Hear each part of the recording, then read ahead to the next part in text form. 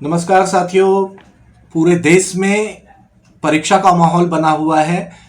बच्चे चिंतित हैं, माँ बाप उससे ज़्यादा चिंतित हैं। और अगर ये स्थिति है और आपको समस्या का समाधान चाहिए तो आप बिल्कुल सही जगह पर आए।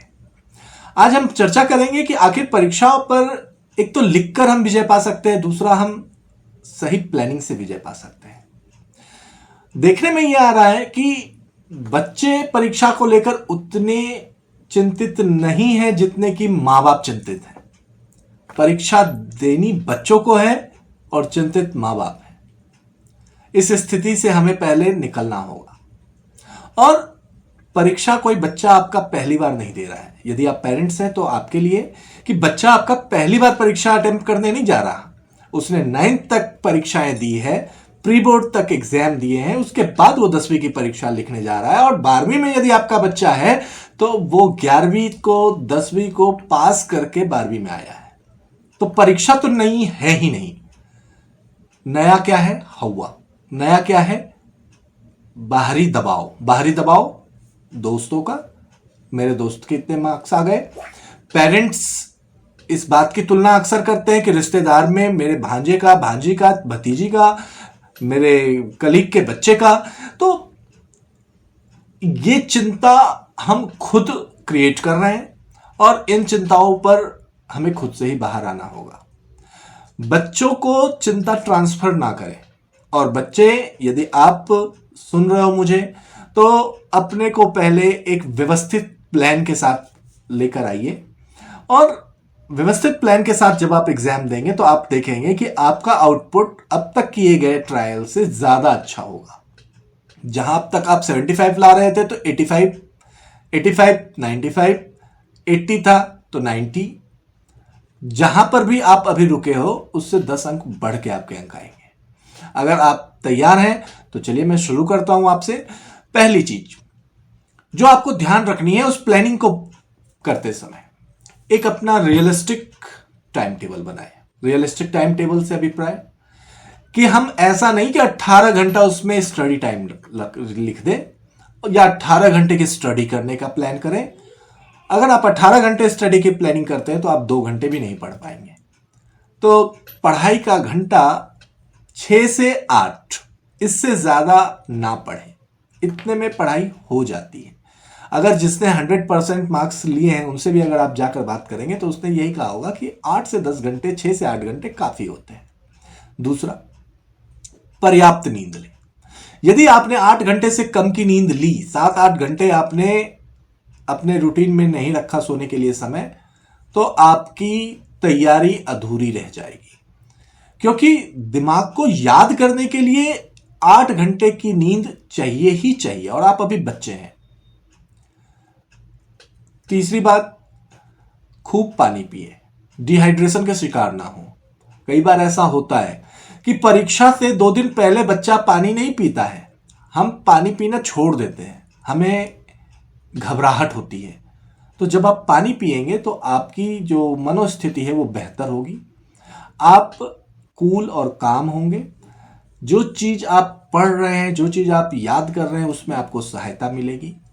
और यदि थोड़ी बहुत चीजें रह भी गई हैं तो आपके सकारात्मक विचार से वो चीजें जल्दी ही आपको याद हो जाएगी।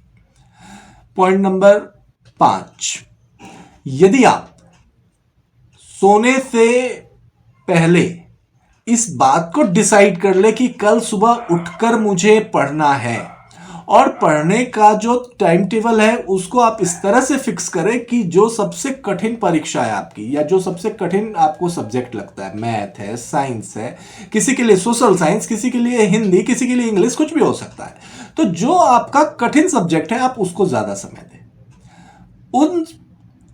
और जिस समय ज्यादा तो दे, साथ ही साथ अर्ली मॉर्निंग उसको पढ़ने की कोशिश करें। और जो थोड़ा आसान लगता है उसको आप बाद के लिए रख सकते हैं। स्मार्ट तरीके से पढ़ाई करने का मतलब यहां पर यह है कि आप 40 से 50 मिनट एक बार बैठकर किसी एक सब्जेक्ट को या एक टॉपिक को पढ़ें, उसके बाद 10 से 15 मिनट का गैप जरूर लें। फास्ट फूड अवॉइड करने के कई फायदे आपको अभी देखने को मिलेंगे। मन की शांति के लिए फास्ट फूड का दूर होना जरूरी है। सोशल मीडिया में यदि आप सोशल मीडिया पर अब तक 2 घंटे का समय देते थे तो आप 20 मिनट का समय दें। और जिसकी परीक्षा पहले है उसको ज्यादा समय दें। जैसे 2 दिन बाद मेरी गणित की परीक्षा है, मैथ की परीक्षा है, तो आज मैं 7 घंटे मैथ करूंगा, 1 घंटे बाकी के सब्जेक्ट्स करूंगा। इस प्लानिंग के साथ चले। और यदि आपने 8 के 8 घंटे सब्जेक्ट्स को दे दिए तो आप यकीन रखिए कि अगली जो परीक्षा होगी आपकी उसमें आपको फिर से शुरू करना पड़ेगा।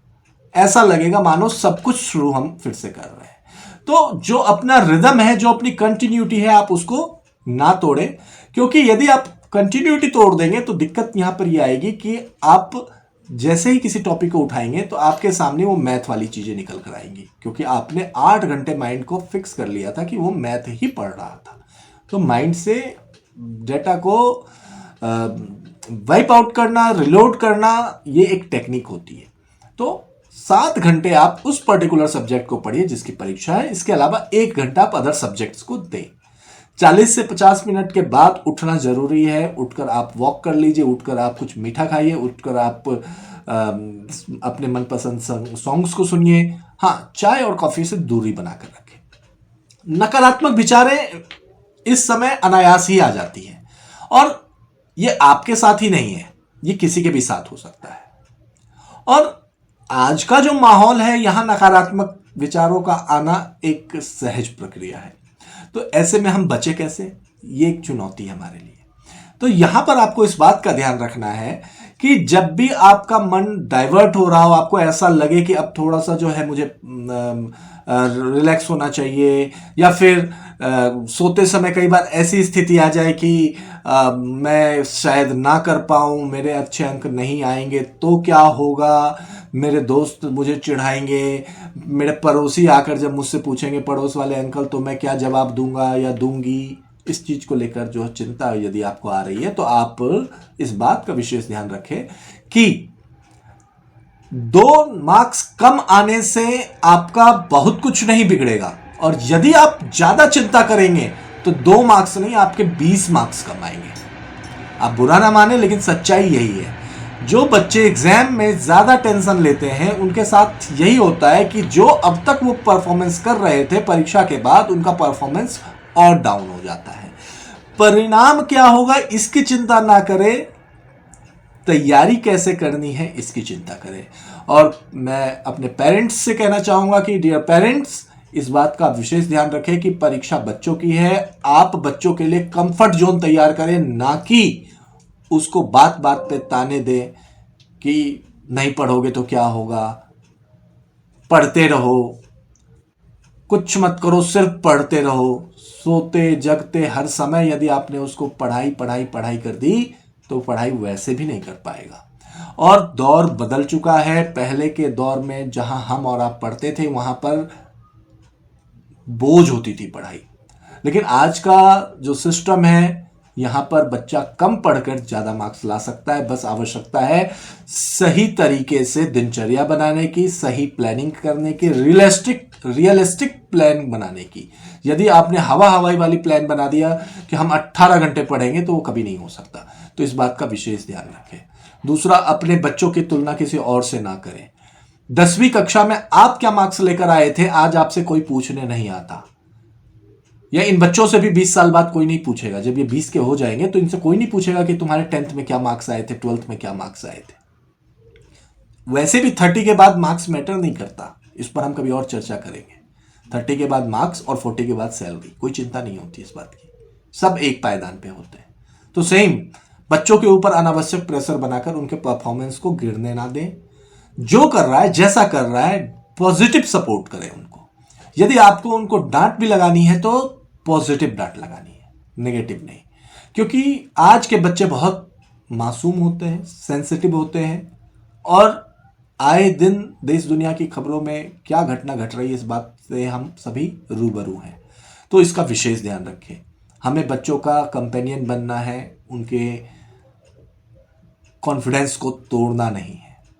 तो इस बात का ध्यान रखते हुए बच्चों को अच्छी परवरिश तो आप दे ही रहे होंगे। मतलब ये है कि उनका खान पान ध्यान रखें, उनके खान पान का, उनको पौष्टिक भोजन दें, लंच डिनर यहाँ विशेष ध्यान रखें कि बीच बीच में उनको अच्छा खिलाते पिलाते रहे, कंफर्ट बनाए रखें और उनको एहसास दिलाएं कि हम तुम्हारे साथ हैं, परिणाम चाहे जो भी होगा हम देख लेंगे, बस तू मन लगा के अच्छे से तैयारी कर।